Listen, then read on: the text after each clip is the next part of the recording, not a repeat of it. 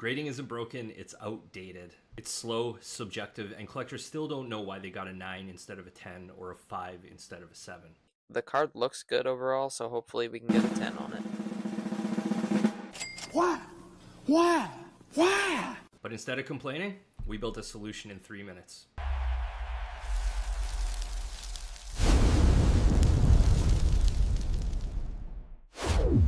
What's going on, everyone? I want to show you something I built that I originally didn't plan on turning into a statement. I've spent hundreds of hours working in AI, mainly for my business, building CRMs, building web pages, building mini apps that really solve problems for my business. Building, testing, breaking things, learning what works and what doesn't. But here's the important part. You don't have to have done that to build what I'm about to show you. The turnarounds. Just give me my gun. Sorry, the law requires a 5-day waiting period. We've got to run a background check. 5 days? But I'm mad now. Yeah. I'd kill you if I had my gun. Yeah, well, you don't. The inconsistencies, the rising prices, and especially the mystery of why does a card get an 8 and not a 10 or a 5 and not a 7? I believe for a long time that machine grading is the ultimate solution. The problem is, until recently, that's felt far from a reality. If you take a look back a year ago, as little as 8 months ago, AI technology's come a long way. Prior attempts at machine grading have failed, and they've failed pretty miserably. They're overly complex, driven by human coding and human interpretation, and focused on the wrong things. The idea was right, the execution wasn't. So what changed? AI stopped being something you had to code line by line and became something you can reason against existing grading standards with. So instead of hard coding grading logic, we can now describe the standard. And instead of writing thousands of rules, we can enforce it consistently. That's the shift. Earlier attempts at machine grading failed because they tried to replicate humans, or they needed human intervention. They focused on extreme precision, expensive hardware, and over-engineering, but grading doesn't work that way. Grading works on thresholds.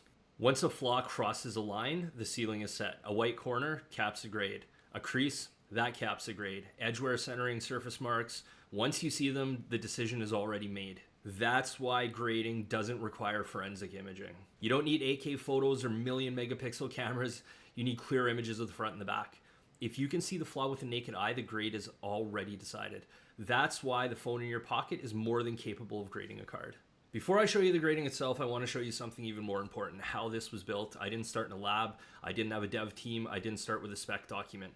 I started in ChatGPT. I wrote a single prompt explaining what I wanted to build, not how to build it. I didn't over-direct it. I didn't micromanage it. Here's what's going to happen. I am going to have to fix you, manage you on a more personal scale, a more micro form of management. Jim, what is that called? Microregiment. Boom. Yes. Now, Jim is going to be the client. I described the goal, then I copied that prompt and pasted it into Google AI Studio. One time, that's it. Oh, that was a real horn honker. Let's see it. No, do it. So let's take a look at a few cards. We're going to start with a big one. This card is already in an SGC holder, so we do know how SGC graded it. And I have given the output in my Discord. Bobbles said a funny thing. He said, I think this proves that human graders are doing a good job because my machine is verifying it, which is, pretty funny in itself, I'd say. But I said, yeah, this took 3 minutes and $0. So keep that in mind, guys. I'm not saying this is perfect, but let's see what we get here on the Satchel page. Should pop right up, and there we go. So Satchel page, it gives it a 3. This is a 1948-49 leaf. And the grade analysis, so we want to know why the card graded the way that it did, right? So here it is, substantial rounding on all 4 corners, print defects associated with the 1948 leaf issue. So it talks about the corners, the surface, the centering, rounded corners. So we can click on that and it will highlight the rounded corners moderately, and then there's print spots, which are very common. So it points specifically to this black spot here, which I come to understand is very common on these cards. And then this is a thing that I really like, which is final verdict notes. So remember, this took 3 minutes to build and this took 15 seconds to do, and we get the exact grade. that SGC gave it. So SGC did in fact give it an SGC 3. And my predictive model says PSA would give it a 224. So it's sort of splitting the difference, factoring in all the errors, or defects, I should say. So 1948 Leaf Satchel Page displays classic wear for a mid-grade vintage specimen. The corners are the primary limiting factor. So again, taking a look at those limiting factors, all we need to know is what the top grade can be, and then you can deduce from there. Centering on the reverse is quite poor top to bottom. So we'll take a look at the reverse here, and it is in fact correct. So it is from top to bottom. And then the yellow field on the front has some snowy print defects and occasional dark spots, which is standard for this issue. So again, in the background, it's gone ahead, it's taken a look, it knows the cards, it knows the nuances of how these cards grade, what the issues are, and it can look to that and for that to ultimately give it a grade. So let's take a look at the next one that Bobbles had sent me. And again, this is a screenshot of a card in an SGC holder. And he had multiple copies of this. I just want to make sure that I only have those two. So I want it to be the right front and the right back, but this should be correct. So this isn't in an SGC holder. It's a high grade card. So we'll see what comes up here and see what my model says. It'll take about 20 seconds and doesn't need a raise or P-brakes or anything, and will do just as good of a job as an SGC. And so this is saying it is under PSA standards, a PSA 7 8. So this is in fact in an SGC 8.5 holder. It's saying an 8 on this. So pretty good for 3 minutes, right? I keep saying it, but like you have to keep that within context here, that this took 3 minutes to build and the technology is here. Anyways, minor corner softness to the top left, significant centering shift on the reverse. So if we have a look at the back, it is severely from left to right. And it talks about the corners, the centering, macro of top left corner. So it does want to see the top left corner to confirm the wear on there. So very nice that it tells us what it wants to see. Again, not something I need a 1,000,000 megapixel camera for, just something I need my phone for. I really think that the future of grading is in our hands. A phone is plenty to give a card a grade. Why? Because our eyes right now are doing the grading, and so the camera is much better than our eyes. Why would one not think that, you know, the camera can't do a better job, be more consistent, more reliable, and tell us exactly why, just like we're getting right here. So a high-end example for the 1961 Fleer set. Front eye appeal is exceptional with rich colors and clean registration. The technical grade is capped at a PSA 8 due to the minor top left corner wear and centering deviation. So if we got better corners or better photos rather, perhaps that could change a grade. But, you know, overall, I would say a great job there. So let's take a look at a modern card. We'll take a look at a Sidney Crosby because I have a few photos of it. So we'll get the Sidney Crosby going here. And this card looks to be in relatively good condition. There can be some issues with it, but we'll just take a look at a modern card, see what it outputs. These cards, I haven't looked at a ton of them. I have them on the wall above me here. I do PC a few of them, but I haven't looked at them too well for condition. I assume that there's going to be some edge issues. The front foil actually seems to hold very well. More of the issues I would expect to be on the back, but who knows? And you know, I'll let the grader do the work. He's better than me at this. So we're getting a PSA 9. So there's a shot at a 8 to 10. So minor edge nicking on the reverse side, talks about that.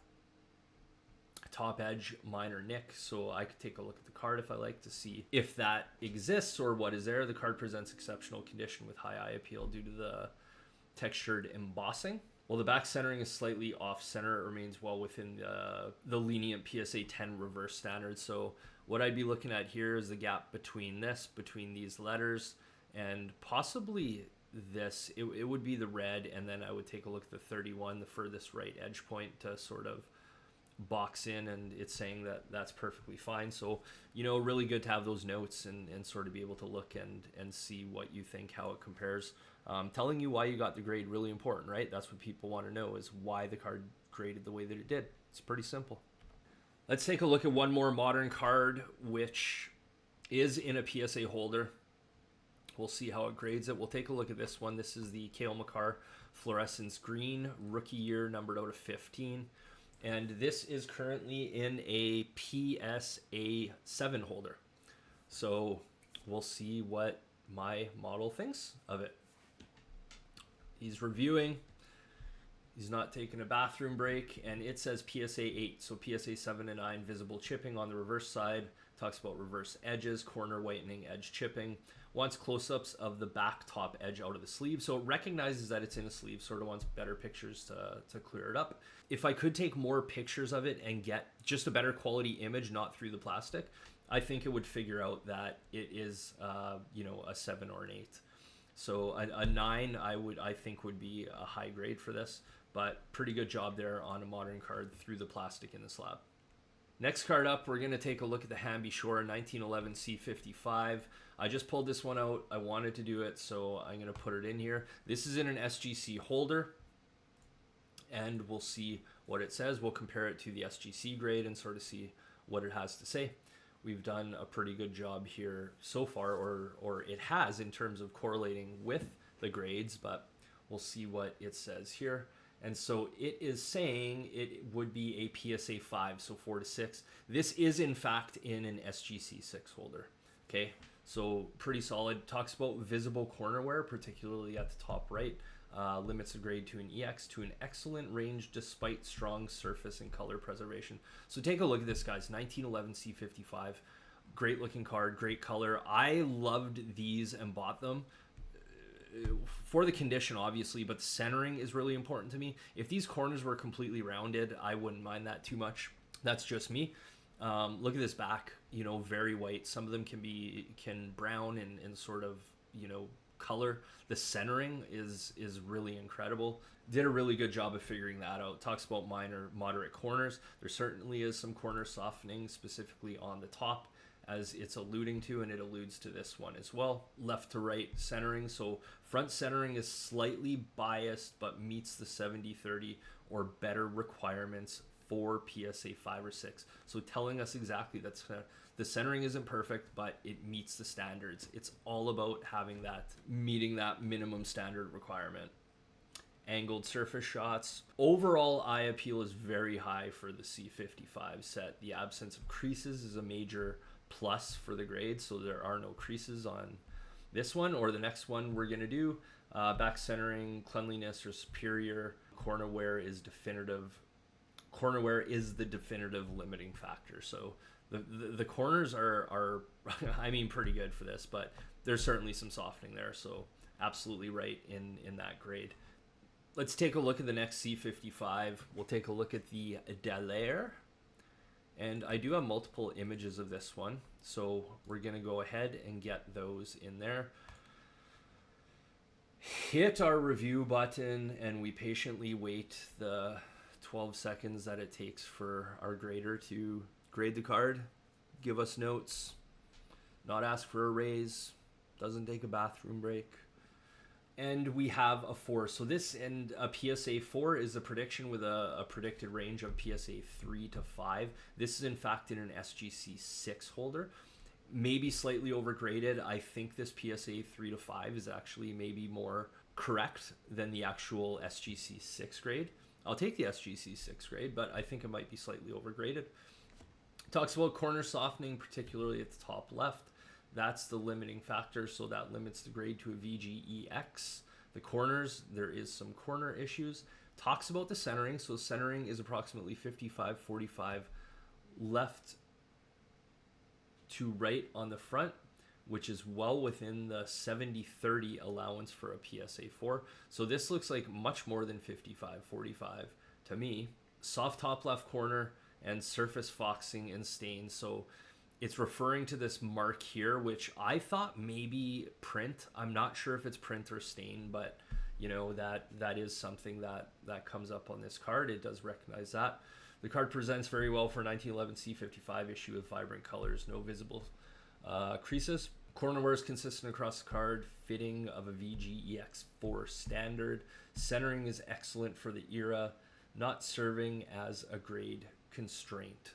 So that is what we get for the Dallaire. Great card. I love the cards. Wonderful condition. For 110 7-year-old card. We'll take a look at one more. Let's take a look at the Connor McDavid rookie card that I have. This card has been graded 4 times. So we have all sorts of grades. There was no consensus between the human graders in terms of how it graded. It was graded by PSA and it was graded by BGS one time. BGS actually gave it a 9.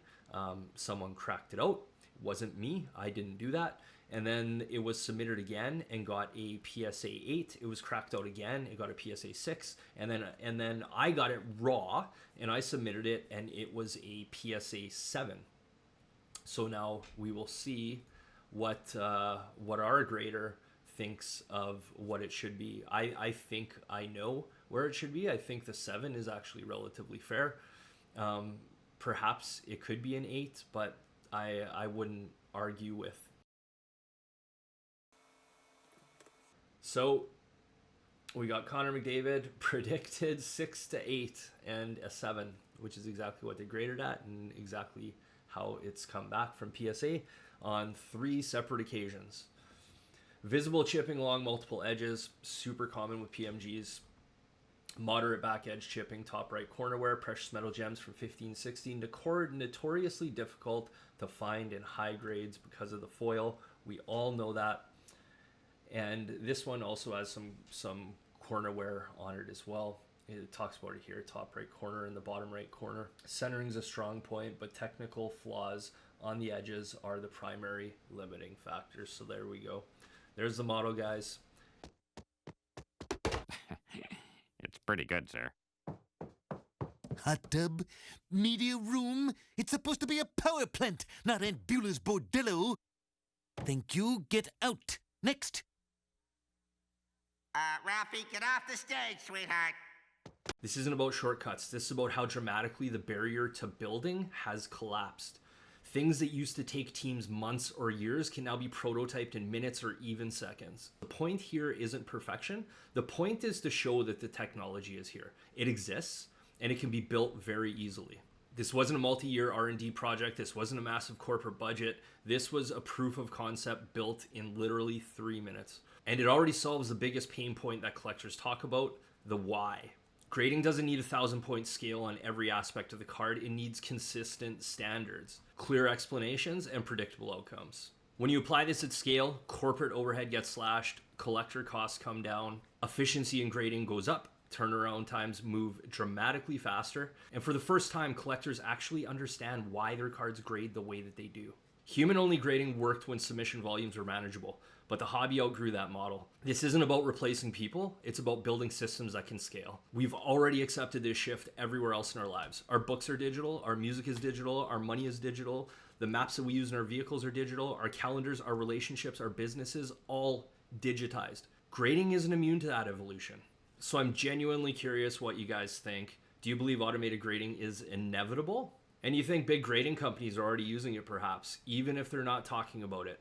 Drop your thoughts in the comments. I want to hear where people land on this. If this made you think, hit that like button. If you want more conversations like this, please hit that subscribe button. I'll keep building, sharing what I learned. This isn't coming someday. It's already in our hands. We'll check you.